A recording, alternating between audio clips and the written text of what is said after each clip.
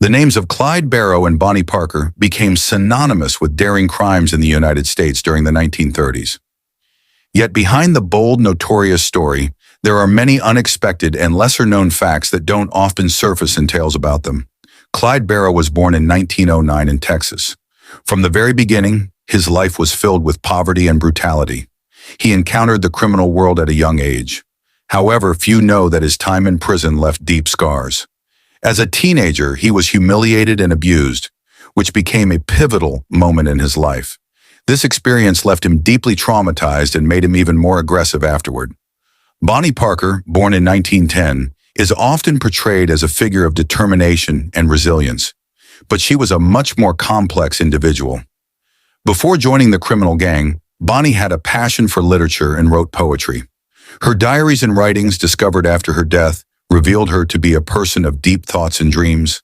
In one of her poems, she wrote, "I sit and watch the world pass me by. To be quiet or to act? That is the question." This reflected her inner conflict and her desire to find meaning. When Bonnie and Clyde met in 1930, their lives changed forever. Together, they began executing daring bank heists and robbing other establishments. But beyond that, they also participated in freeing prisoners, which is one of the most surprising facts. Clyde and his gang, at one point, started to be seen not just as criminals, but as individuals fighting against the system. Their involvement in freeing prisoners made life even harder for them, as they became targets not only of the police, but also of other criminals. Few know that Clyde was shot in both legs, and one of the bullets remained in his body for the rest of his life. Despite this, he continued his criminal activities, enduring pain and physical limitations. He moved slowly, but always managed to escape pursuit. Another little-known fact is that they frequently changed their hideouts. They could be in one house during the day, and within hours be on the other side of the state. Sometimes they even hid in the homes of ordinary people who had no idea who they were.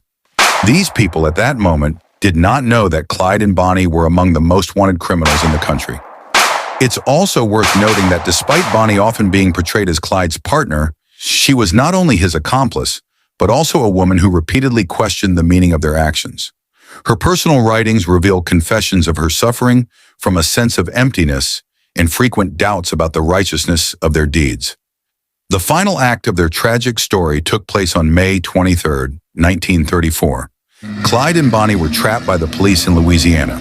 By the time of their death, their bodies were so riddled with bullets that the police had to identify them by their clothes and personal belongings. Despite the brutality of their criminal lives, moments like these show how deadly this game with the law could be. But the story wasn't as simple as many believe. Clyde and Bonnie didn't just rob banks. They acted with a clear purpose and determination. Few ordinary people realize that they became not just symbols of crime, but also desperate individuals fighting to survive in a cruel and unjust world. 1934. After their deaths, their names became part of not only criminal history, but also part of a myth. Yet the fact that they were such complex and multifaceted personalities remains hidden from most people.